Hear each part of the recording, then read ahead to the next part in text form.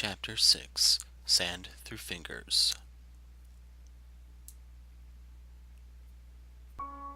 It's evening and I'm spending time with Lorelei as usual.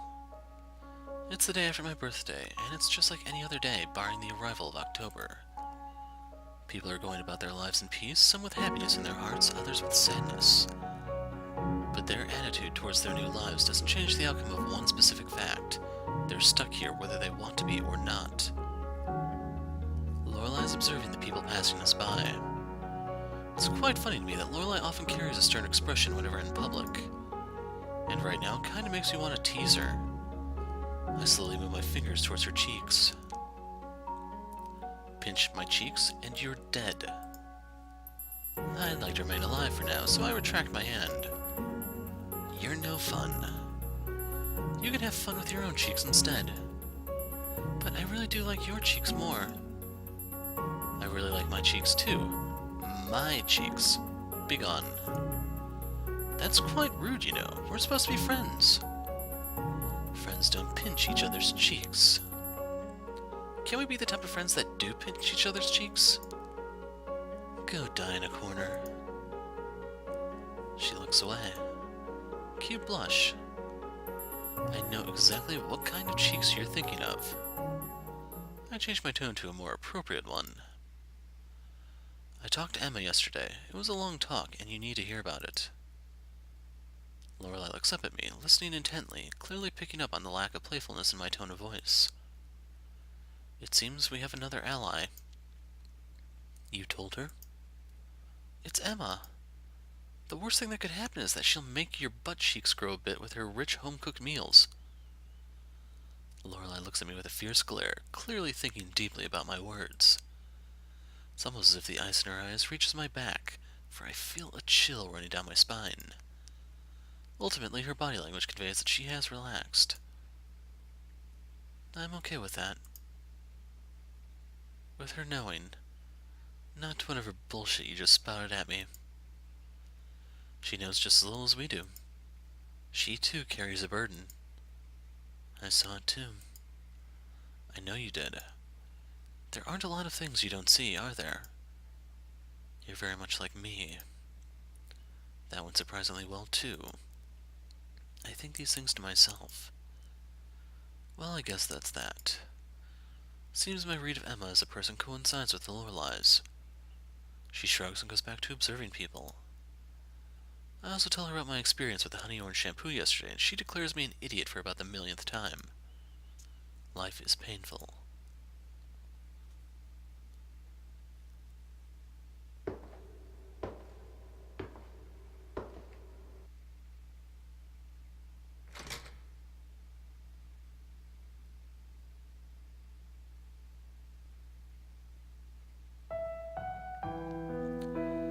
Spending time by myself isn't something that's out of the ordinary for me. Yes, there's Lorelei, but even the best of friends need breaks from each other from time to time. The kind of solitude I feel here, though, when the sun is set and everyone has returned to their rooms, it's the kind of solitude I never really experienced until I arrived at this camp. I had my family. No, I don't. It leaves a lot of time for me to be alone with my thoughts. At some point along the line, something I realized one morning, as I looked at myself in the mirror, was one simple fact. I don't like my reflection. However strange it might sound, the reason as to why is because I don't feel like it reflects me. I see someone completely other than who I really am, and it bothers me deeply. Ever since this realization, I've tried my best to avoid mirrors, but it's a difficult task, especially when your only bathroom has one. I have no memories of mirrors haunting me prior to my arrival here. Haunting might sound like an exaggeration, but I think that's an accurate way of describing my recent struggles with mirrors. As I said, I'm not sure when I took notice of the problem's existence, but as it is right now, I simply find it highly unpleasant to see my own reflection. Years ago, I recall reading about something called body dysmorphic disorder. All I remember about BDD, however, is the name and the basic concept. It makes me wonder if I would be labeled with it if I were to go get these issues diagnosed. The suddenness of these gripes struck me as bizarre. I suppose all disorders may present themselves differently in different individuals. It's just that I don't ever remember being critical of my appearance. The problem, simply put, is that my reflection just looks off.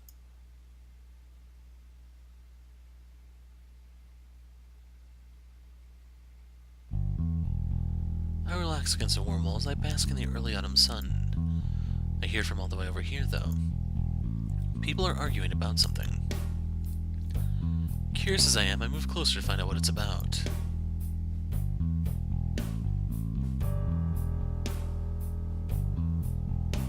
To my surprise, Emma's already there. Right next to her is Ben and someone whose name I don't know. I've seen him around, but he never struck me as the approachable type, so I never bothered to even try. This is the guy. I'm confident this is who I saw stealing the supplies. Someone joins in, supporting Ben's claim. The guy? The name's Anthony. Emma looks bothered by it all, but as she carries responsibility compared to, say, me, this is part of her job. The guy being accused of stealing looks dismissive, much like you'd expect of a guilty person. I'm not saying he's guilty, but judging from his body language, he looks pretty damn guilty to me. Well, we don't really know if that's true yet, right? Right. Innocent until proven guilty. People are gathering around us, curiously asking questions about what's going on. Emma looks around nervously. It seems to me that she's hesitant to deal with the confrontations head-on, and I understand that, especially with an audience like this. She doesn't strike me as the confrontational type to begin with, and that's probably why she's letting Ben do most of the talking. So you're denying it? You bet. I don't know what you're talking about. You know, she's going to look in your room, so why don't you just save some time and fess up? The man looks as if not a single word has reached him. Okay, so how about we skip to the part where she does exactly that? Ben looks over at Emma, urging her to make a decision. Well, it is a fact that supplies really have gone missing, and we do have more than one eyewitness. Bullshit! So that's all it takes to get your privacy invaded? Eyewitnesses? Emma quite clearly shudders at his undeniably unpleasant tone, but carries on with her reasoning. We do take stealing quite seriously here. As you may know, the supplies aren't unlimited, and this is just one of those things we can't afford to be lenient about. I open my mouth and add a few words to Emma's. It's quite simple. If they shrug this off, chances are it'll happen again. Assuming a theft has taken place, if the person isn't brought to justice, chances are they will think this is behavior they can afford to repeat. Not only that, other people will believe that stealing is something you get away with, which will lead to even more supplies being stolen. So once again, how about you spare Emma here some trouble? Simply confess on the spot if you actually did steal something. The man just gives me a malignant grin. Go ahead, enter my room. If you're so quick to condemn someone, then I'm at least going to have you work for it. Okay, well, I'm going then. I instinctively think that I should go with her, but it might be kind of rude to insinuate that she can't get the job done by herself, and after already having stepped in once, I don't feel like it's my place to get involved further. Ben looks at me and I can almost hear him saying, "This fucker did it." I believe you. The problem is that I don't really have a great deal of faith in Emma's stash-finding abilities. Seeing as he was quick to let Emma enter his room, I'm thinking he has some kind of hiding spot for the stolen goods. I direct a question towards Ben. What did you see him steal, even? Mostly cans of food, but also some wrapped edibles. The man cuts in. Hypothetically, wouldn't it be the natural thing to want to secure staple food for oneself? I mean, who's to say a shipment won't be late, and suddenly we're out of food? I sure won't want to be stuck in a situation like that. Purely hypothetically, of course. Then we'd find a solution together. People are growing their own commodities out here, and I'm sure they would not be as selfish as you're being. Purely hypothetically, of course. I point towards the fields and then towards the forest. There's also an entire forest out there, possibly full of edible things. The man chuckles. Have fun eating grass, bark, and rotten grains. I have no intentions of continuing trying to talk some sense into someone who isn't susceptible to it. The minutes pass, and as I think of simply getting out of here to join Lorelei and whatever she's doing, I see something. Quite far up in the building, I see Emma waving at me. I guess I'm going up there after all.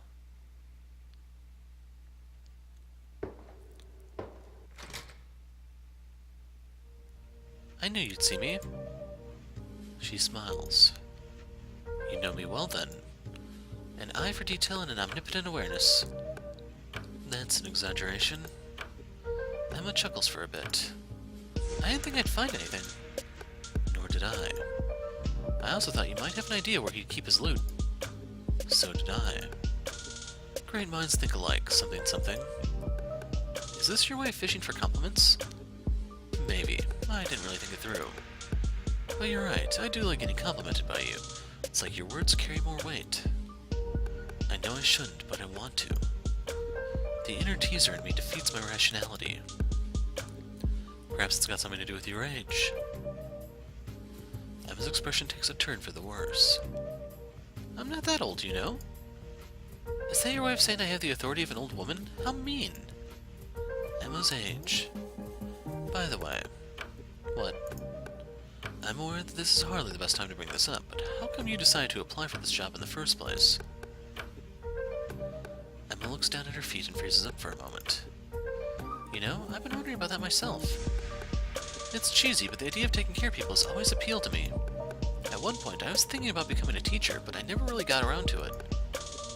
Actually, I probably would have been one if I didn't have my mother to take care of. I don't know what I was thinking asking such a personal question on a whim. Seems we've reached a topic that would have been suitable for another time and place. Emma doesn't look like she's unwilling to go on, but she is scratching her head slightly as if thinking about how to proceed. My mother, she died. And I've always wanted to live in the countryside, so when I got this opportunity, I took it. I'm sorry to hear that. Emma doesn't reply and just waves it off. So after your mother passed, you wanted a change. A change? Yes, I suppose that was it. The pay isn't bad either, and the working conditions I can't complain about. I mean, they gave me an apartment of my own. Emma looks as if she's reminiscing. I think that's what made me make the final decision, actually. It would have been strange to keep on living in the same house my mother died in. So yes, a change is what I was looking for. I didn't want to stagnate, I guess. I see. I decide not to ask any further questions right now. My curiosity is sated for the moment. After some looking around, we find what we're looking for. I thought about where I would hide loot of my own, and since our rooms are identical, it wasn't a hard task. A plastic bag full of food cans and other edibles has been shoved between the two wooden panels. Emma and I exchange looks. She doesn't seem to be happy about this, though probably not for the reason you expect. This means she has to confront that man yet again.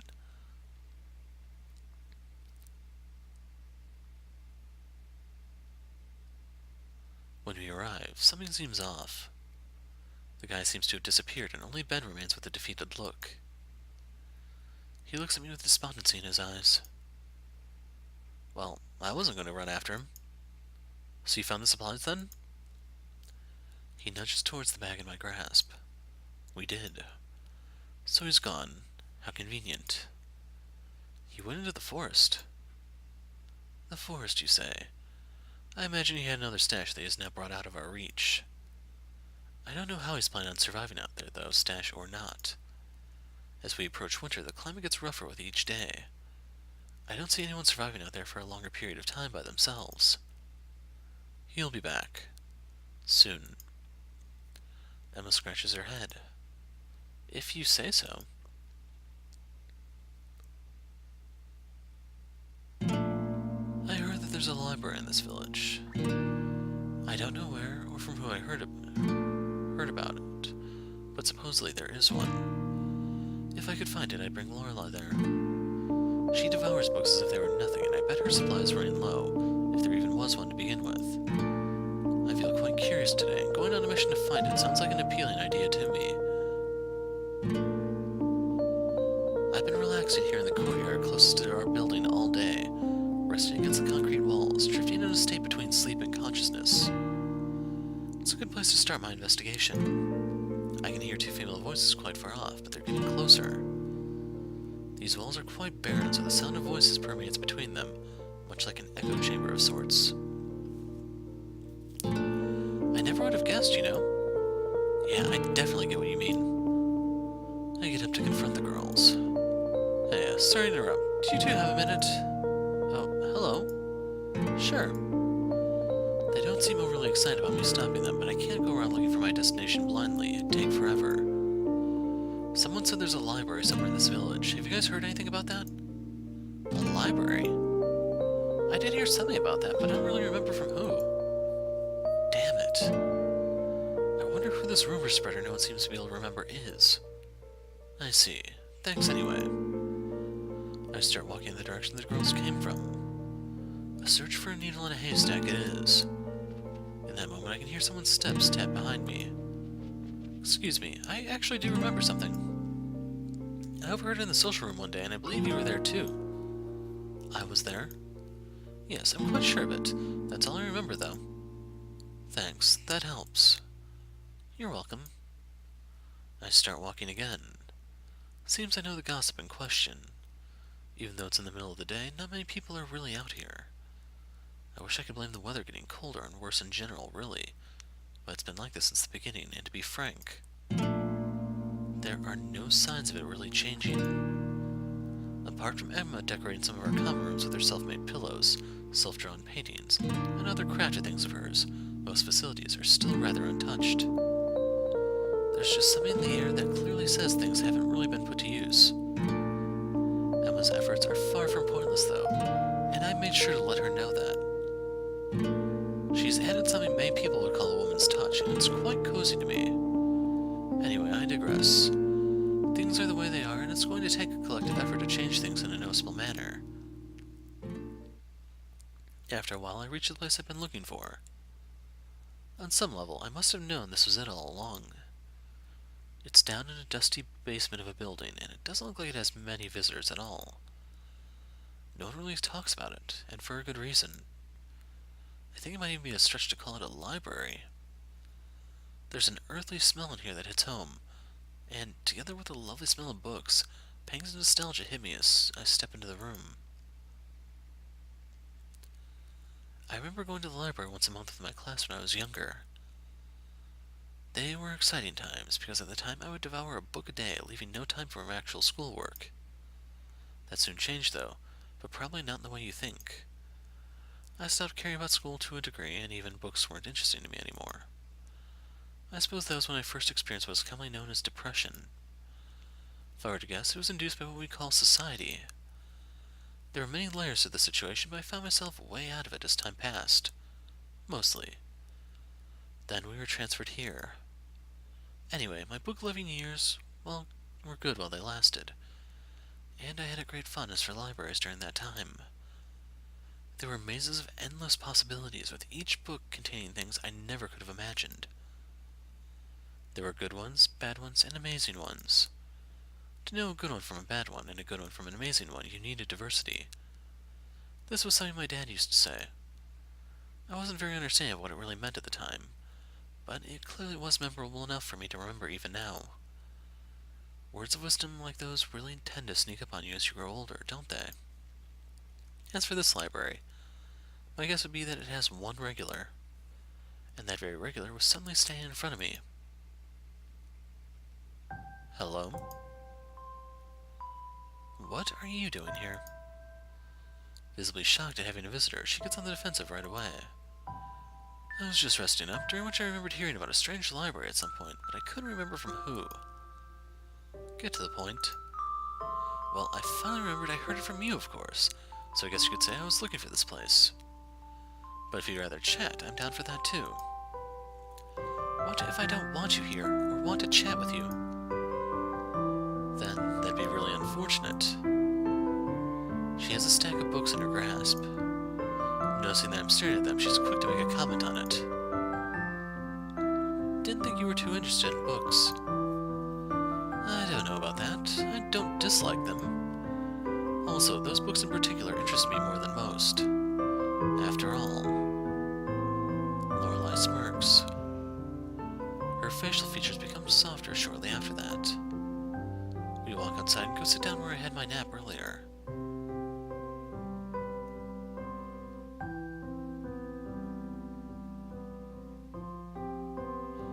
She's not fed up with me to the point where she doesn't want to converse. That's good, at least. The books hit the yellow-tinted grass with a thud. She looks at me with excitement in her eyes. Seems I made her keen on sharing. Well, in is said that these books contain, simply put, blueprints of human behavior. They're designed to explain the how and the why, and are mainly used to grant further understanding of social phenomena. I know that much, but they've always interested me more in theory than anything. I, actually never really feel like reading them. Lorelei looks away and down at the ground. No one is as complicated as they think they are. Hence, to some degree, everyone's behavior can be explained through the theories in these books. No matter how hard you try, when it comes to cognitive functions, you can't deny the fact that you're just human, nothing more, nothing less. There is no randomness to human behavior, and these books prove just that. We're simple and predictable, but admitting so is, well, not really something most people do. Like you, I think. I smirk. We need our ego in order to always be making the most optimal decision. I guess it's a kind of coping mechanism. Humans need to believe they possess an ability they don't. If the ego were to admit weakness, anxiety would be overwhelming. Realizing how little control you really have, now that, my friend, would be the epitome of anxiety. You seem to have done your research. Lorelei shifts around nervously. Well, it's not like there's much else to do here. Might as well read. And to add to that, there's not much to read here but this stuff. Really? Really? One would think they'd equip the one and only library with a more diverse set of books. I nod. Well, maybe they got interrupted at some point and weren't able to get it ready in time. Who knows? Hey, we should put in a request for more books, don't you think? I guess so. Reading something else would be nice for a change. I've been longing for a mystery, so I look at Lorelei. She tends to say she doesn't like making a ruckus if she can help it. Really though, I think she's afraid of inconveniencing others, even if it's a matter of books. I also think she really just enjoys being independent as well, but using it as an excuse whenever it suits her makes me sigh every time.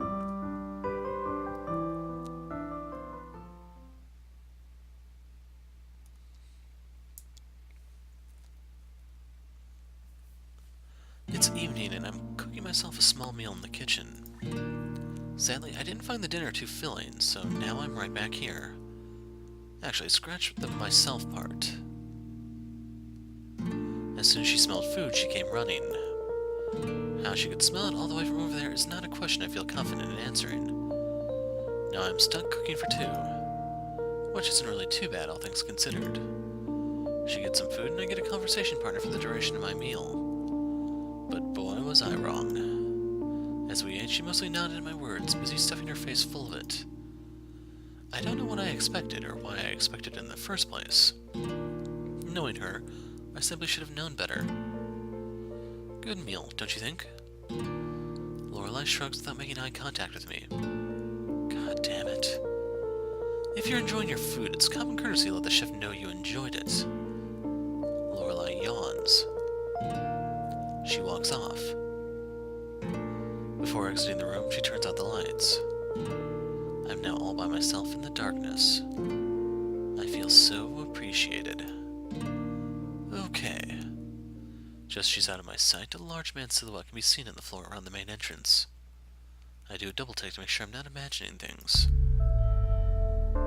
No, the silhouette is most definitely actually there. Frankly, I'm taken aback a bit. For someone outside of this specific building to come here at night is a rarity. Fight or flee.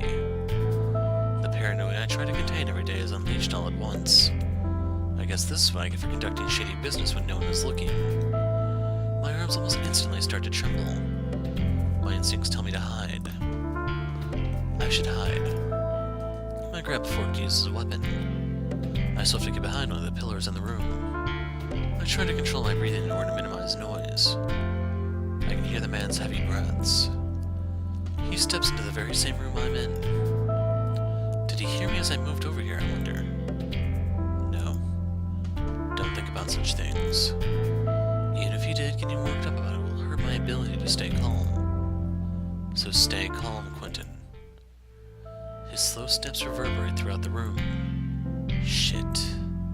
My best option is to stay still, pray you won't notice my presence, and lastly, leave as soon as possible. My prayers turned out to be futile. As I was thinking those exact things, the man had already disarmed me. He was now pressing his bulking arm against my neck with half of his body weight. I gasped for air. Cold shivers run down my spine, a warped face with hollow eyes that stare right at me. Quentin, was it? He takes the pressure off my neck and lets me sink halfway to the floor. I take a few seconds to recover. What the hell, Daniel? My voice is coarse. My apologies. I saw a dark room, a silhouette, and a weapon shining in the dark. I may have gone overboard. Acted according to my training, if you will. An acceptable explanation in my ears, but man, I'm still trembling in shock. Daniel seems a bit embarrassed, and rightfully so. I'm guessing things could have gone a lot worse, and he probably realizes that. Hell, truth be told, I'm just glad I made it out of that death grip alive. Explain to me what you're doing with the weapon in the dark. Well, when you put it that way. I take a few deep breaths. I saw something suspicious and I reacted. I come back to my senses and I manage to conjure up a passable explanation. Or so I thought. Daniel's expression turns dark. What was the suspicious thing you saw? Describe it to me in full detail so I can take care of it. Well, that'd be you. Oh. Daniel shrugs a bit, likely out of embarrassment. Well, it's good that you're keeping your eyes peeled. Seems we were both looking out for everyone's best. Well, yeah. So, what brings you here then? I was on my nightly patrol and I saw the lights on. It's my job to check on suspicious matters. I look at him without a word. The lights normally aren't on this late. And when I stepped in, it was dark. He goes on, as if thinking I didn't understand his reasoning. As if someone was trying to avoid me. Oh, yeah, I get it. Good. Well then, I'm off. Daniel walks toward the exit. But before actually stepping outside, he turns around. One more thing. I freeze up. Stay safe, Quentin. You never know who's watching you. This place will bring out who you really are. He walks off into the courtyard with these cryptic words. Watching me. Who would be watching me? Is he saying they're onto us? That they know everything about our operation? That all my paranoia is warranted? I don't really understand why he would go out of his way to say such a thing to me if they weren't onto us. Oh, I guess it could have been a general piece of advice with the thief incident in mind. But that argument doesn't quite hold up my standard for accepting it as truth. Perhaps we really do need to be more careful from now on. As if this evening hadn't been eventful enough, as I'm collecting my thoughts while probably looking like a moron, Emma comes out of her room. She's in her nightgown, wearing a troubled expression. What was that all about? Long story. I scratch my head, trying to think of a way to explain this easily. You know what? It was nothing. You can go back to bed. Emma looks confused but gives me a small nod. Okay. Tell me tomorrow, though. Whatever you want. She seems satisfied for the time being and returns to her room with her bare feet tapping against the floor. As for me, I'm going to go to sleep right now. This was quite the roller coaster of an evening, and I'm ready to put this whole ordeal behind me.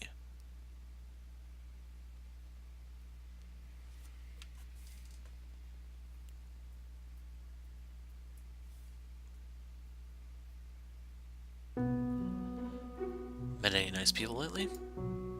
People? What makes you think I meet people? She scoffs. They're not interested in me, and I'm not interested in them, so... I don't think that's quite true. Neither of those things are. You're interested, you just don't know how to act around them. And they're interested too, but they don't know how to act either, around you to be specific. With you being you, honestly, I can't really blame... I'm hit with a sharp elbow. Let that sentence remain unfinished if you want to live. My kidney, my poor kidney. The area surrounding my kidney pulsates painfully. That's not how you make friends. I told you, I'm not interested in making friends. Stop lying to yourself. You, if anyone, should realize how ridiculous you're being right now. She stares at me, then she gets up and walks off.